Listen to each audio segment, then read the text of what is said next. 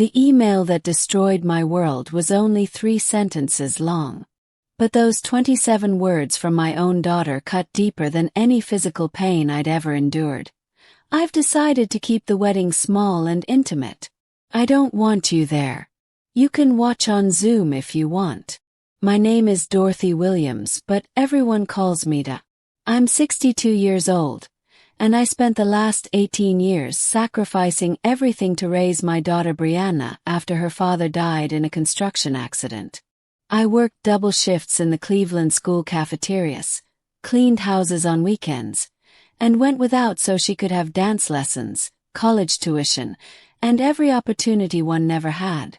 Now she was getting married to James, a wealthy man from Phoenix whose family had money, status, and everything I dreamed my baby girl would find. I was so proud. I was so happy for her. Until I discovered that to become worthy of their acceptance, she had to erase me completely. What I found out next about my daughter's lies and the life she'd built on the foundation of denying my existence would have broken most mothers forever. But I'm not most mothers. 2 days after that email, I showed up at her wedding. Uninvited, unwanted, but carrying a lifetime of truth that was about to destroy every lie she'd told to build her perfect new life.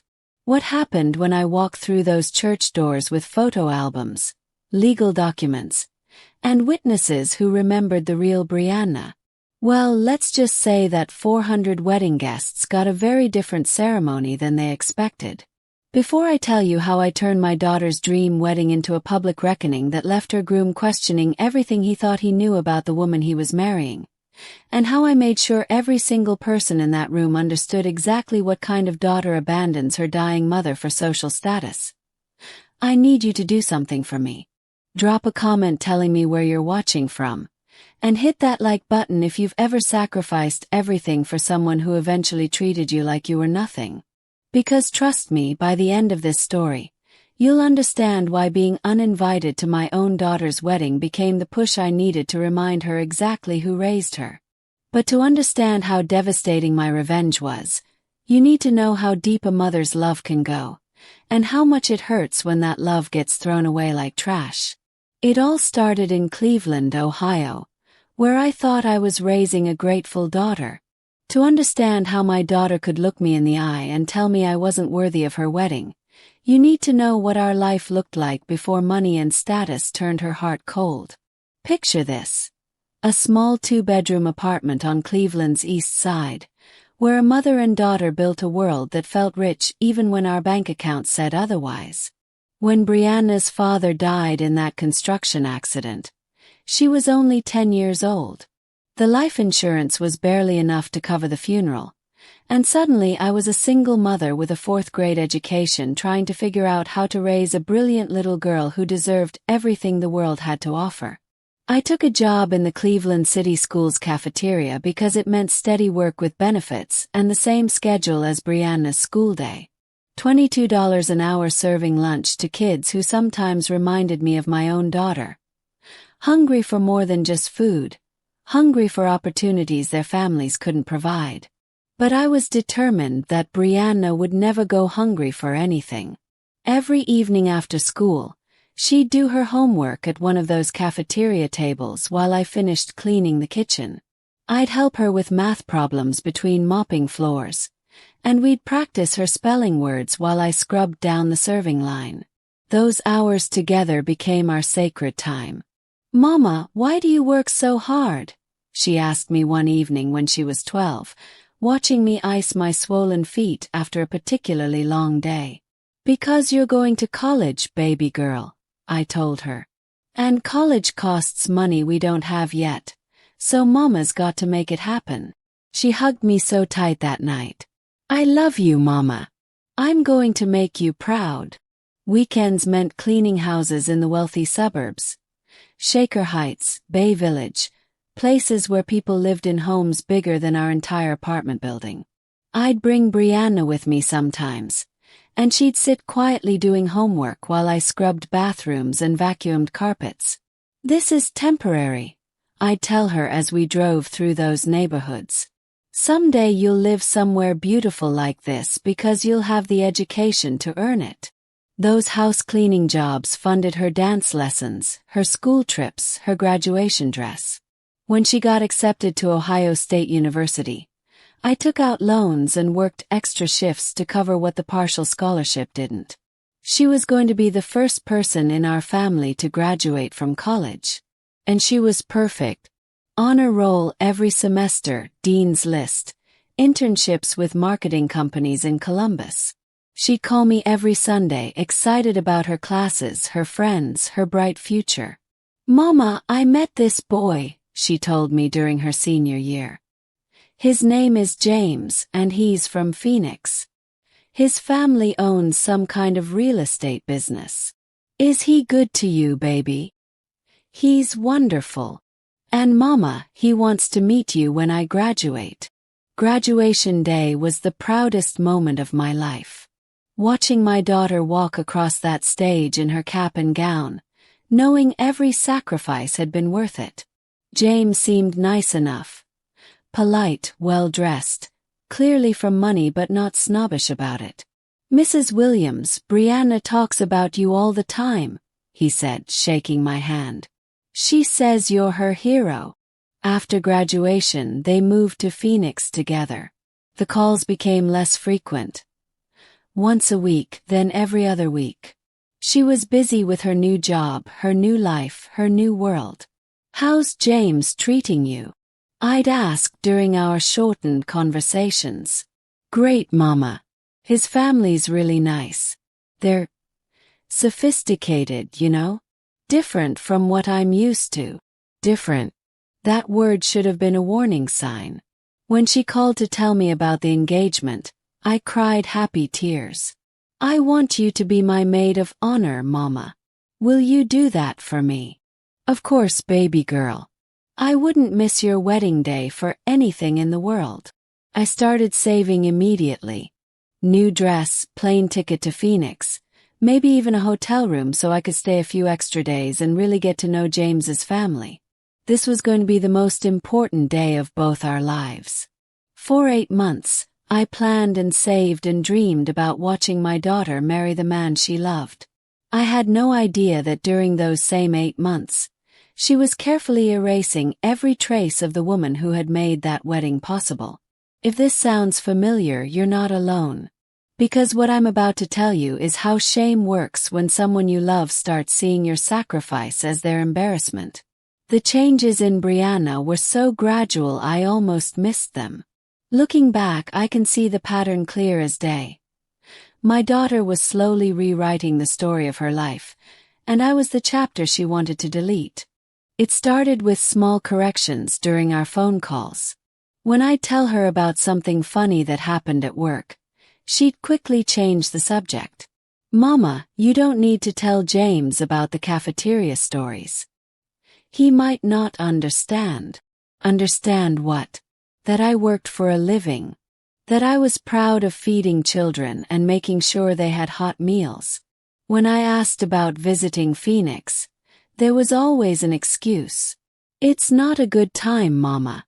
James's family is really busy with business stuff. Maybe later." Later never came. The phone calls got shorter. Instead of our Sunday evening chats that used to last an hour, I was lucky to get 15 minutes of small talk before she'd say she had to go. "How's the wedding planning coming?" I'd ask excitedly. "Fine.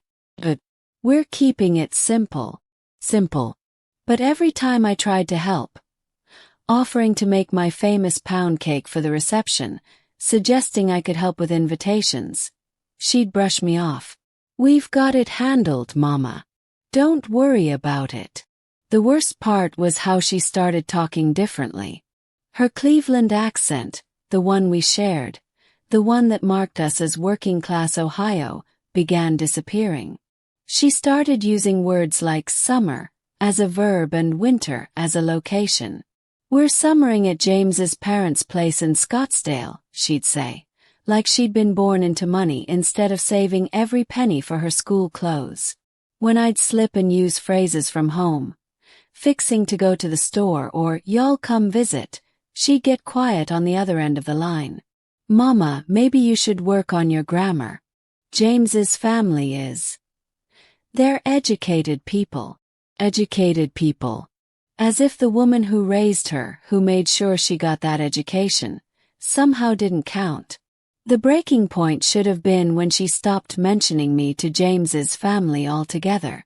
During one call, I could hear voices in the background asking about her family. "Oh, I don't really have much family," I heard her say. "My parents died when I was young. I was mostly raised by family friends." Family friends. 22 years of midnight fevers, school pickups, homework help, and scraped knees. And I'd been demoted to a family friend. When I confronted her about it, she laughed it off. "Mama, you're being dramatic. I just don't want to get into my whole life story with everyone I meet." But the evidence kept piling up. Social media posts about her self-made success, her independent journey, her gratitude for the people who believed in me. Always vague, never specific, never mentioning the woman who worked 2 jobs to make it all possible. The financial red flags started around the same time. Credit card companies calling my house looking for Brianna Williams. Collection notices being forwarded to my address because she'd used it as her permanent residence on applications. "Just ignore those, Mama," she said when I asked about them. "It's just confusion from when I moved. I'll handle it." But they kept coming. And some of them had charges I recognized. Expensive restaurants in Phoenix, designer clothing stores, charges that totaled more than I made in 3 months. "Brianna, honey, these bills have your name but my address. What's going on?" "It's complicated, Mama. Don't worry about it. Don't worry about it." Like I hadn't been worrying about her every day since she was born. The distance between us grew until our relationship felt like a business transaction. She'd call when she needed something forwarded, when she needed me to sign papers for her student loan consolidation, when she needed me to pretend I didn't exist in front of the people who mattered to her now. If this sounds familiar to you, if you've ever loved someone so much that you didn't notice when they started being ashamed of you, then you know the kind of slow heartbreak I was living through. But I kept telling myself it was just a phase. New city, new life, new pressures. She'd remember who raised her. She'd remember where she came from. I was about to learn just how wrong I was.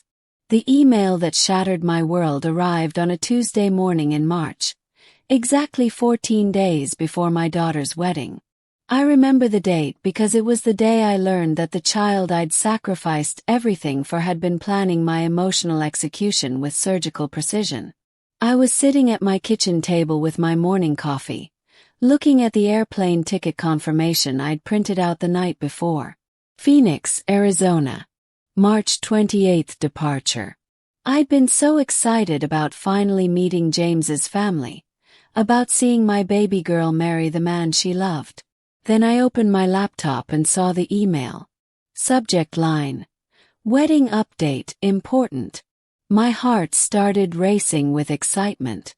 Maybe she was finally going to tell me about the dress, or ask for advice about the flowers. Maybe she wanted me to arrive early to help with last-minute preparations. Instead, I read the 3 sentences that would haunt me for weeks. "Hi, Mom. I've decided to keep the wedding small and intimate. I don't want you there. You can watch on Zoom if you want. This is what's best for everyone. Love, Brianna." I stared at that screen for 10 minutes, rereading those words, waiting for them to make sense. My daughter. The girl I'd raised alone, the girl I'd worked myself to exhaustion for, had just uninvited me from the most important day of her life. Via email. Like I was a vendor she was canceling. My hands were shaking so badly I could barely dial her number. It went straight to voicemail. "Brianna, baby, I just got your email. There must be some mistake. Call me back. Please." She didn't call back that day. Or the next day. Or the day after that. With trembling fingers, I called Brianna again. This time she answered. What? Her voice was cold, distant. You wouldn't fit in, Mama.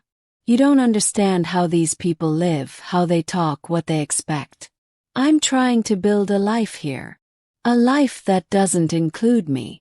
A life that doesn't include the past. The past. That's what I was to her now. Not her mother. Not the woman who'd sacrificed everything for her success. The past. So the wedding is still happening. With 400 guests.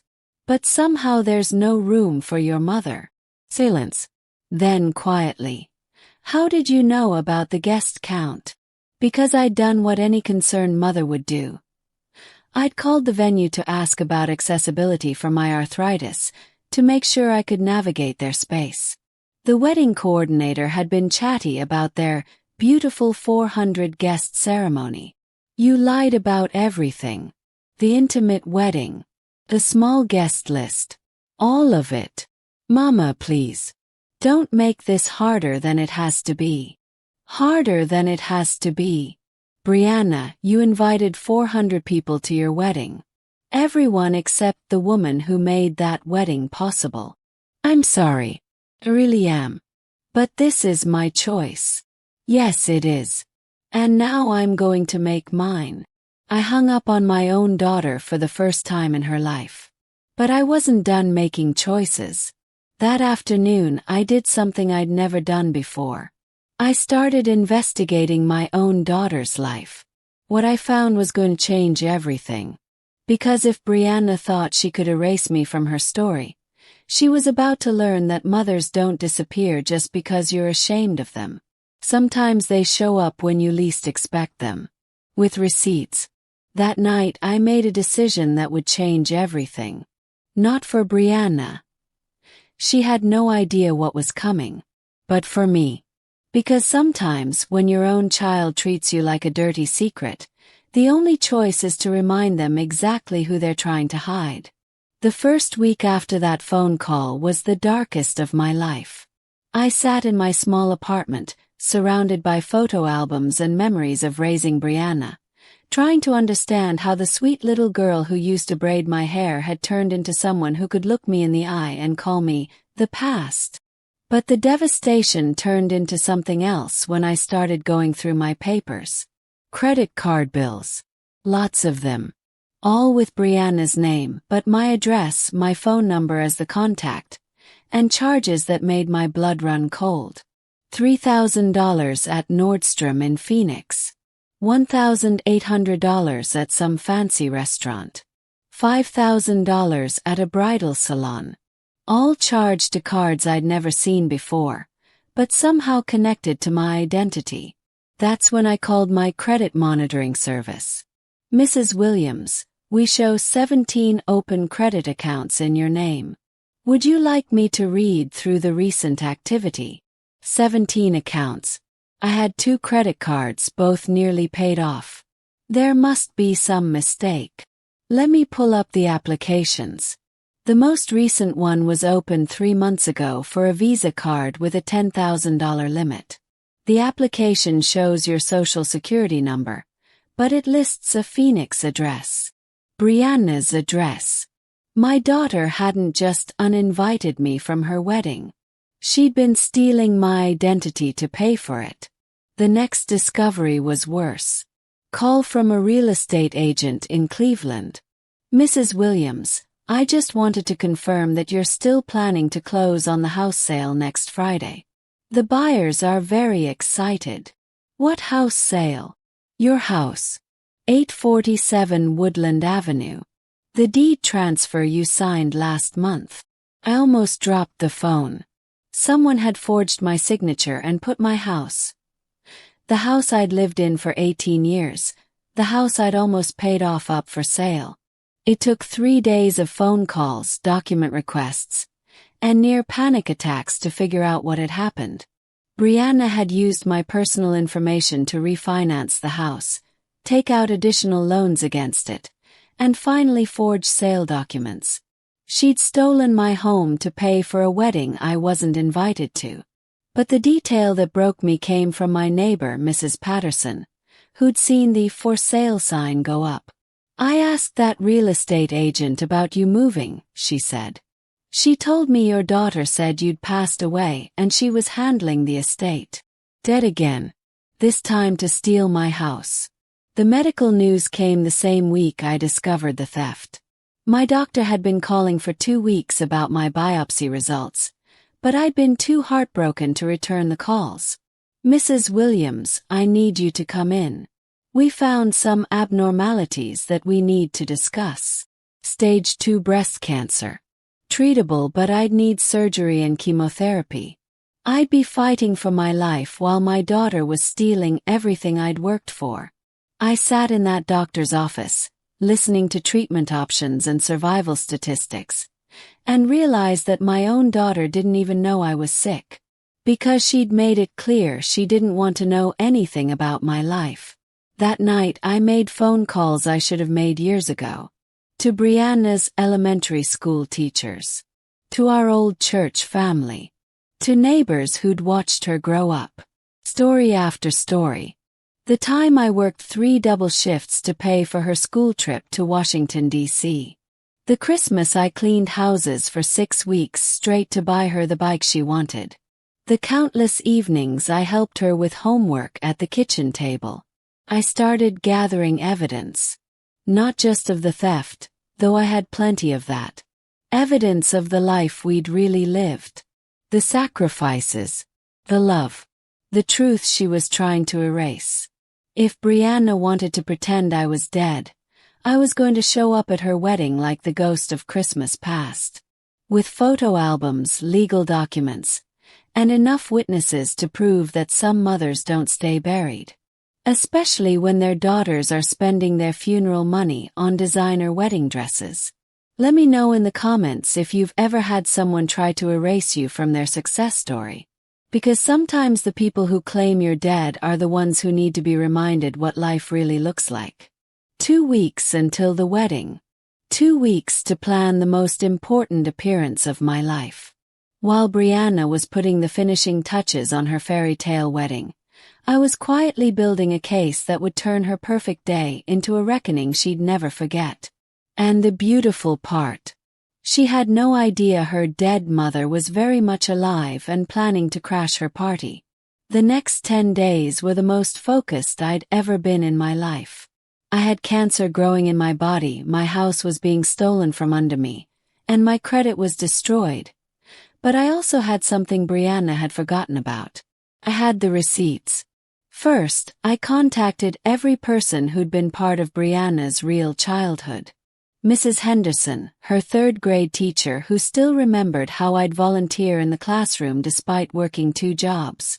Dorothy, of course I remember Brianna. You were the most dedicated mother I ever worked with. Is everything okay? Would you be willing to take a trip to Phoenix with me? I need witnesses to something important. Mrs. Henderson didn't ask questions. Neither did Pastor Williams from our old church, or Mrs. Patterson from next door, or Mr. Garcia who'd tutored Brianna in math when I couldn't afford professional help. These people remembered the truth. They remembered the little girl who'd worn second-hand clothes but never missed a school event because her mama found a way. They remembered the teenager who'd worked at the church food bank because I taught her that helping others was more important than being embarrassed about needing help ourselves. Next, I gathered the physical evidence. Every photo album from Brianna's childhood. Report cards where teachers praised her but also noted my involvement. Church programs where both our names appeared together. Birthday party pictures from our apartment where we'd made magic with dollar store decorations and homemade cake. But the most damaging evidence was the financial records. I'd kept every receipt, every bank statement, every loan document from Brianna's college years. The student loan applications where I'd co-signed for $40,000. The receipts from Target where I'd bought her dorm room supplies. The payment records showing how I'd sent her $200 every month even when I couldn't afford it. I also had the recent evidence of her theft. Credit reports showing the fraudulent accounts. the forged house sale documents, bank statements proving the money trail from my stolen equity straight to wedding vendors in Phoenix. The airline tickets were expensive, especially buying 6 at the last minute. But I'd found a way. Mrs. Henderson insisted on paying her own way. Pastor Williams said the church would cover his expenses. Mrs. Patterson used her late husband's life insurance money. "This is important, Dorothy," she said. "That girl needs to remember where she came from." I contacted the wedding venue directly, pretending to be a family friend who needed to update the guest list. "Oh yes, the Williams-Johnson wedding," the coordinator said cheerfully. "Beautiful event. 400 guests at the chapel, reception in the grand ballroom. They've spared no expense." No expense indeed. Using my stolen money. "I need to add 6 guests to the list," I said. "Family members who are flying in from Ohio." "Of course. Just give me the names. Dorothy Williams and guests." We were officially on the list. The hardest part was staying silent when Brianna called 2 days before the wedding. "Mama, I wanted to make sure you were okay. I know this has been hard." "I'm fine, baby girl. Watching your wedding on Zoom just like you wanted." "Good. That's probably better for everyone." "Probably so." What she didn't know was that I'd already booked the hotel rooms, already coordinated with my witnesses, already packed the evidence that would expose every lie she'd built her new life on. The morning of the wedding, I put on my best dress, the navy blue one I'd bought for her college graduation, and looked at myself in the mirror. I looked like exactly what I was, a mother who'd sacrificed everything for her child. Today, that child was going to remember what that sacrifice looked like. You won't believe what happens next.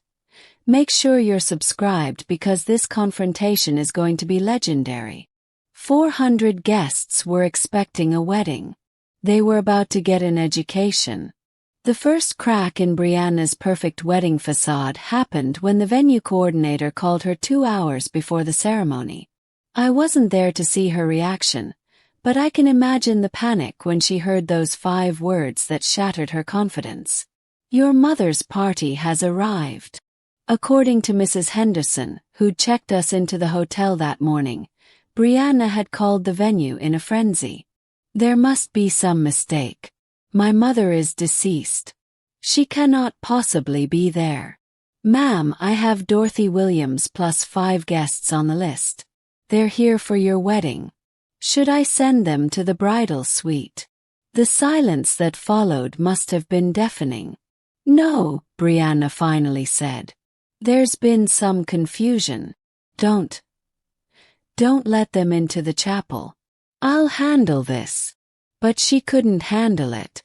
Because 30 minutes before her wedding was supposed to start, I was standing in the lobby of the Phoenix Country Club with 5 people who'd known her since she was a child, holding a manila folder full of truths she'd spent 2 years trying to bury.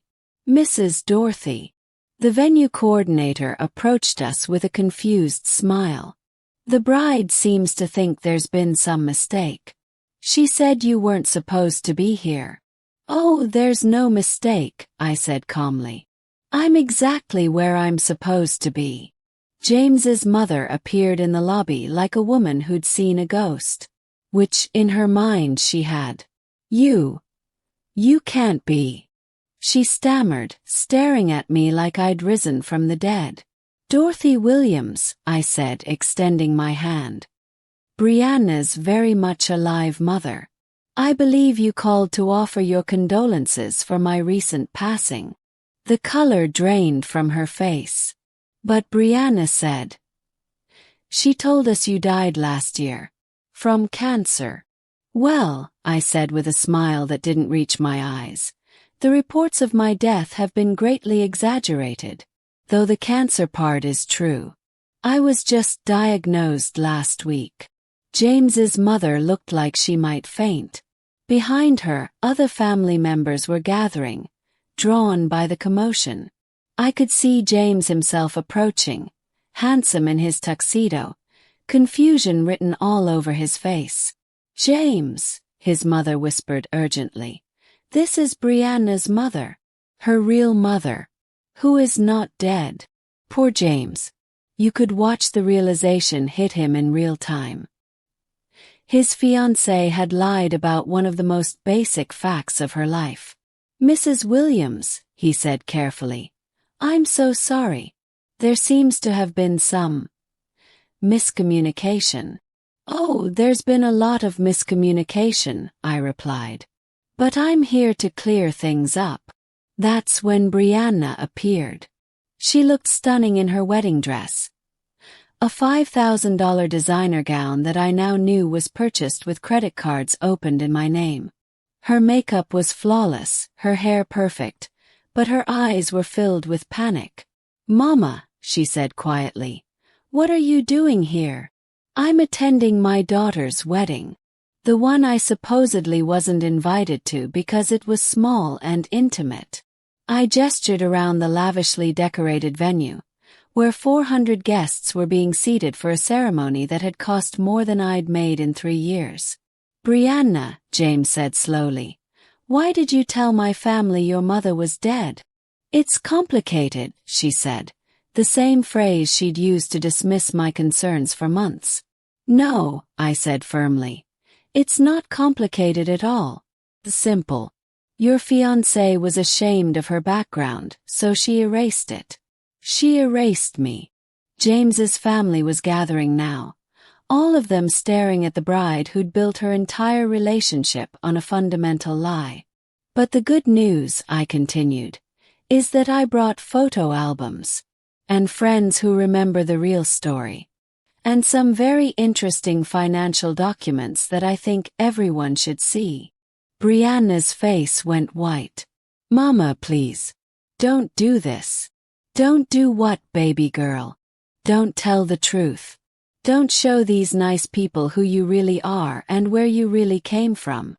The wedding coordinator appeared, looking frazzled. "I'm sorry, but we have 400 guests seated and waiting. Do we need to delay the ceremony?"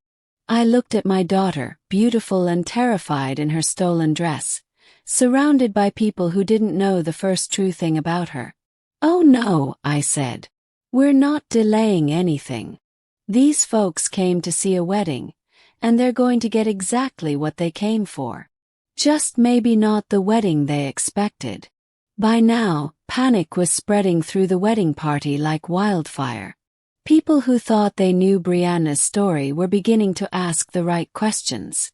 And I was ready to give them answers that would shake that country club to its foundation. The next 30 minutes were pure chaos, barely contained by Southern politeness and wedding day protocols. James's family huddled in urgent whispered conferences while Brianna tried desperately to control the narrative that was slipping through her manicured fingers. "There's been a misunderstanding," she announced to the growing crowd of confused relatives. "My mother. She's been sick. She gets confused sometimes." Confused. She was telling them I had dementia.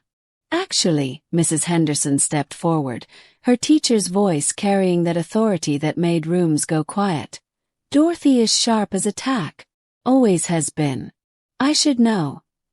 I taught Brianna in 3rd grade, and Dorothy volunteered in my classroom every week despite working 2 jobs." James's father, who'd been silent until now, looked between his son and his son's bride. "So you do have a living mother, who you told us was deceased. Why would you lie about something like that?" "It's not a lie," Brianna said desperately. "It's complicated family issues. Mama and I haven't been close. Close enough for her to steal my identity," I said quietly, but loud enough for everyone to hear. The lobby went dead silent. "What did you say?" James asked. I opened my manila folder and pulled out the credit reports. "Your bride has been opening credit cards in my name. 17 of them to be exact. To pay for this wedding." "That's not true," Brianna said, but her voice was shaking. "It's all true," Pastor Williams said, stepping beside me.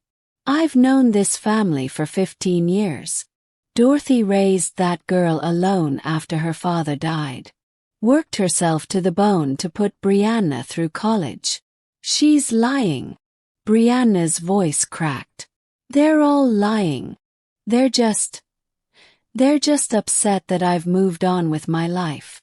But James was looking at the credit reports now, his face growing darker with each line item.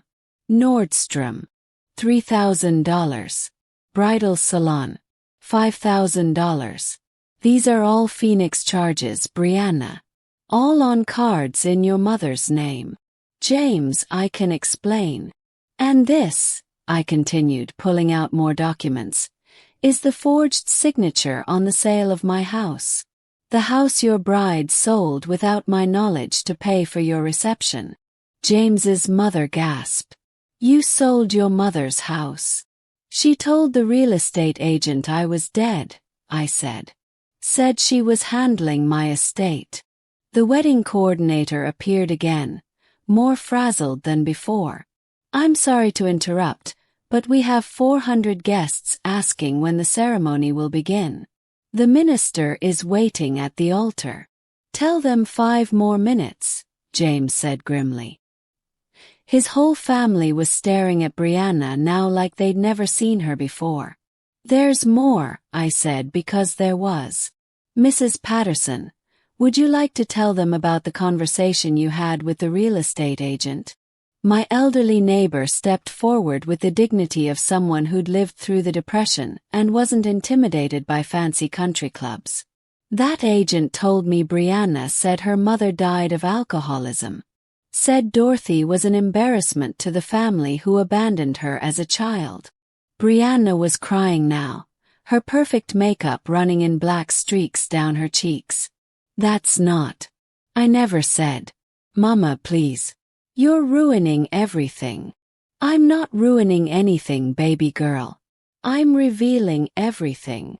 James was standing completely still, the credit reports in his hands, looking at the woman he was supposed to marry in 10 minutes. "How much of our relationship has been built on lies?" he asked quietly. "James, please. Love you." "That's not a lie. But everything else is." The wedding coordinator was back, looking desperate. "The minister says we need to start now or we'll lose our time slot for photos." I looked around at the faces staring at us. Some shocked, some embarrassed, some angry. "Well," I said, "we wouldn't want to keep 400 people waiting. Let's go to this wedding." Because the show was just getting started. The walk into that chapel was the longest and most satisfying walk of my life. 400 guests rose to their feet as the wedding march began, expecting to see a radiant bride. Instead, they saw a procession of truth that was about to destroy every lie my daughter had built her new life on. Brianna walked down that aisle like a woman heading to her execution. James waited at the altar, his face a mask of confusion and growing anger. Behind me, Mrs. Henderson, Pastor Williams, and the rest of my witnesses took their seats in the front row. The seats originally reserved for James's extended family. "Dearly beloved," the minister began, his voice echoing through the chapel, "we are gathered here today to witness the union of James and Brianna in holy matrimony." I could see James's hands shaking as he looked at his bride. Behind him, his groomsmen were whispering among themselves, clearly sensing something was very wrong. "Marriage is built on trust, honesty, and the joining of 2 families," the minister continued. Trust and honesty. The irony was lost on no one. "If anyone has reason why these 2 should not be wed, speak now or forever hold your peace." The traditional pause, usually filled with nervous laughter and knowing glances. This time I stood up. "I object." 400 heads turned in unison. The gasp that went through the crowd was audible. "On what grounds?" the minister asked, clearly flustered. On the grounds that this marriage is based on fraud. I walked to the front of the chapel, my witnesses following behind me. Ladies and gentlemen, my name is Dorothy Williams. I'm the mother of the bride. The mother who, according to your wedding programs and everything you've been told, died last year. Confused murmurs rippled through the crowd.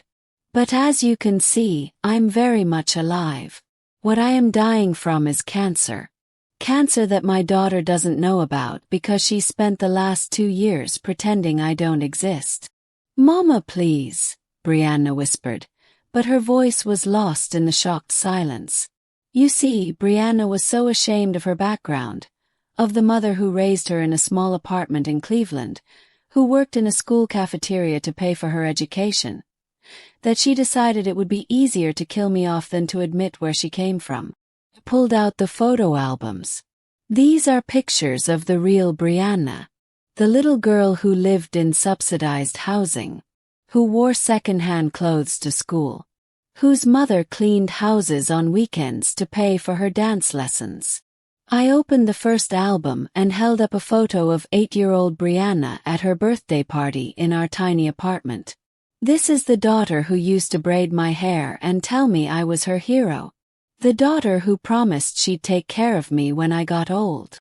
Instead, she stole my identity, opened 17 credit cards in my name, and sold my house without my knowledge to pay for this wedding.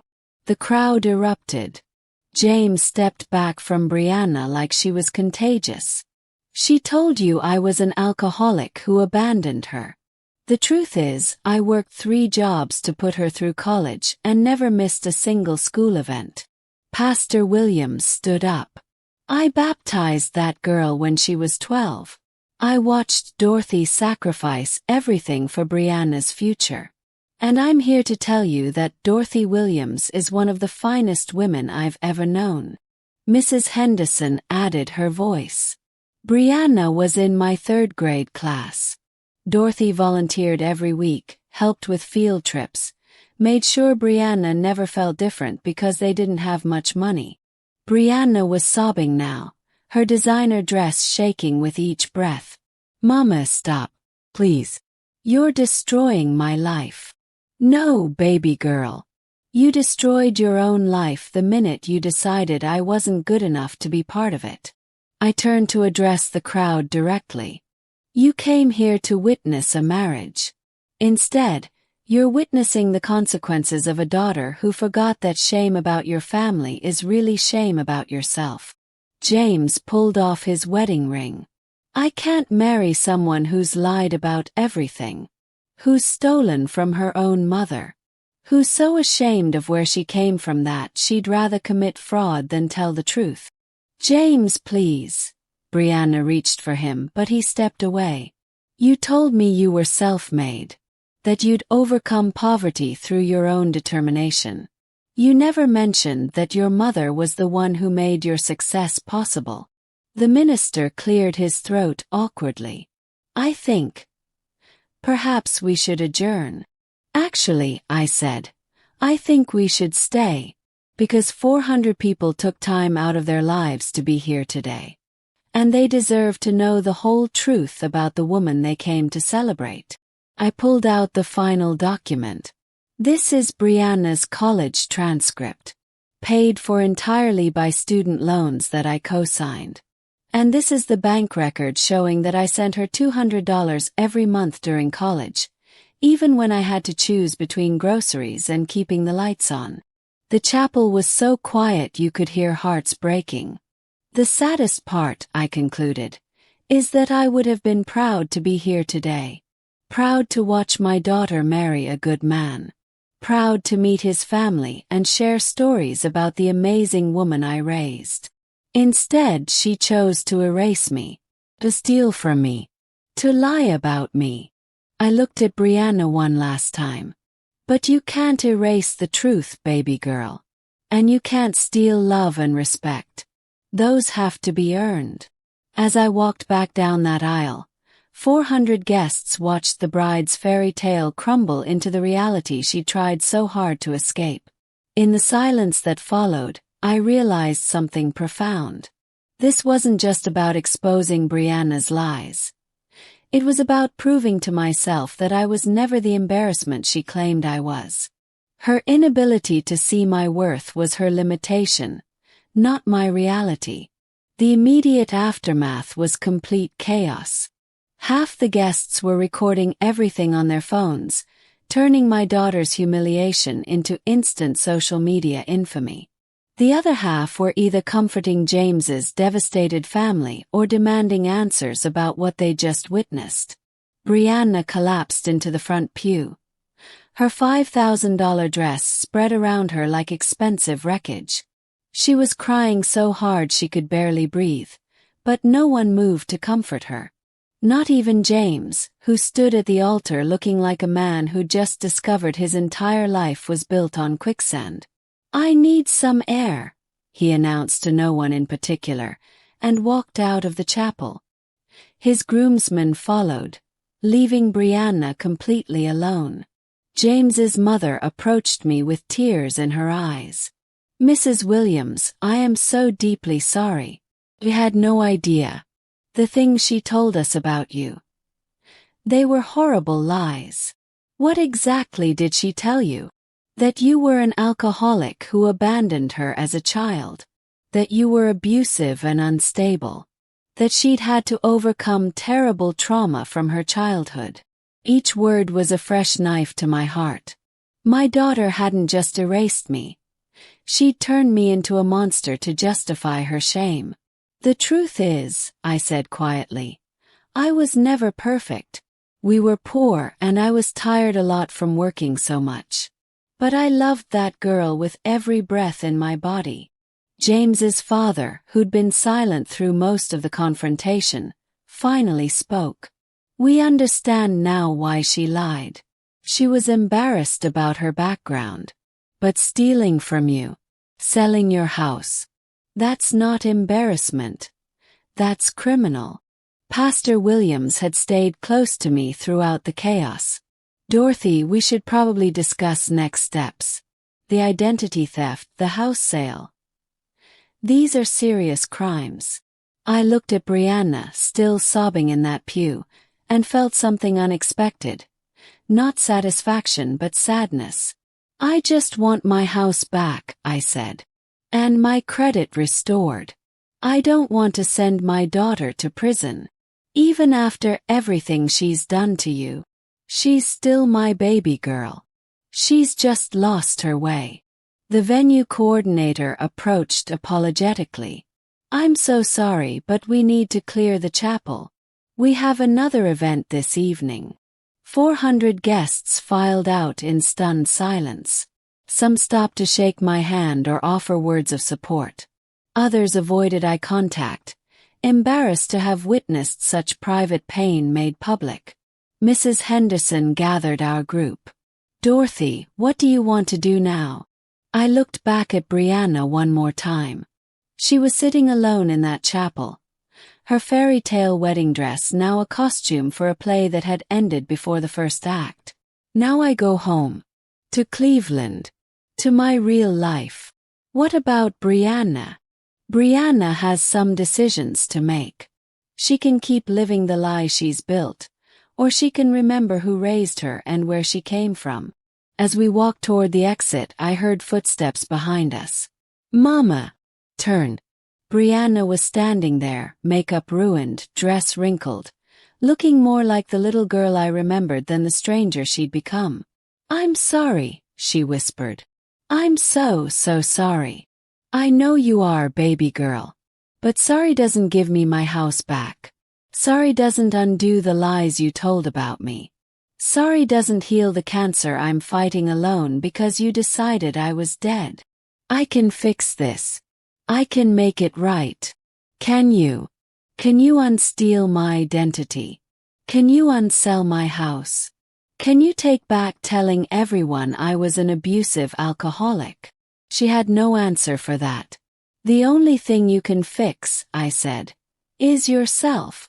You can decide whether you want to be the kind of person who throws away the people who love her, or the kind of person who remembers that where you come from is part of who you are. I kissed her forehead one last time. When you're ready to be my daughter again, my real daughter, not the fake version you created, you know where to find me. As we left that country club, I felt something I hadn't expected: peace. Share this with someone who needs to remember that you should never be ashamed of the people who sacrificed for your success. Success, I learned, isn't just about proving people wrong. It's about building a life so authentic that their lies become irrelevant background noise. 6 months after the wedding that became Phoenix's most talked about scandal, my life looked completely different. I was back in Cleveland, back in my house, which I'd managed to reclaim through legal channels, and fighting cancer with the support of a community that had rallied around me in ways I never expected. The identity theft case had been resolved without criminal charges, though it took months of paperwork to restore my credit. Brianna had signed everything back over to me and was working with a debt consolidation company to pay off the credit cards she'd opened in my name. James had called me once, about 2 months after the wedding. "Mrs. Williams, I wanted you to know that I don't blame you for what happened. You did what any mother would do." "How is she?" I'd ask, because despite everything I still loved my daughter. "Lost. Shame. She moved back to Cleveland, actually. Got a job at a marketing firm downtown. I think she's trying to figure out who she really is without all the lies." Brianna and I hadn't spoken since that day at the chapel, but I knew she was in the city. Mrs. Patterson had seen her at the grocery store a few times, looking thin and sad. "She asks about you," my neighbor had reported. "Wants to know how you're doing with the treatments." The chemotherapy was rough, but manageable. The church family had organized meal trains and rides to appointments. Former students from the cafeteria, now adults with families of their own, stopped by to check on me. The community I'd served for decades was serving me back. Mrs. Henderson visited every Tuesday. "You know, Dorothy, what you did at that wedding took more courage than most people have in their entire lives. I didn't have a choice. She was stealing from me. You had a choice about how to handle it. You could have just called the police. Instead, you gave her the chance to see herself clearly." The story had made national news. Mother crashes daughter's wedding to expose identity theft, and I'd received hundreds of letters from other parents who'd been abandoned or mistreated by their adult children. One letter particularly moved me, from a mother in Seattle whose daughter had also been ashamed of her working-class background. "Reading about your courage gave me the strength to stop apologizing for who I am," she'd written. "My daughter can accept me as I am or miss out on knowing a woman who worked 3 jobs to give her opportunities." But the most meaningful change was internal. I'd stopped hoping for Brianna's approval and started living for my own peace. I'd begun volunteering at a local domestic violence shelter, helping women who'd been erased or diminished by people who claimed to love them. "Recovery isn't just about healing from what they did to you," I'd tell the women in my support group. "It's about remembering who you were before they convinced you that you weren't enough." 8 months after the wedding, I was in my garden, the one I'd almost lost, when I heard a car door slam. I looked up to see Brianna walking toward me, carrying a small bouquet of flowers. She looked different, smaller somehow but also more real. Her hair was natural again, no expensive highlights. She wore jeans and a simple sweater instead of designer clothes. "Hi, Mama." "Hello, Brianna. I brought you flowers. For your garden." "That's nice." We stood there for a moment, 2 women who'd shared a lifetime but were essentially strangers to each other now.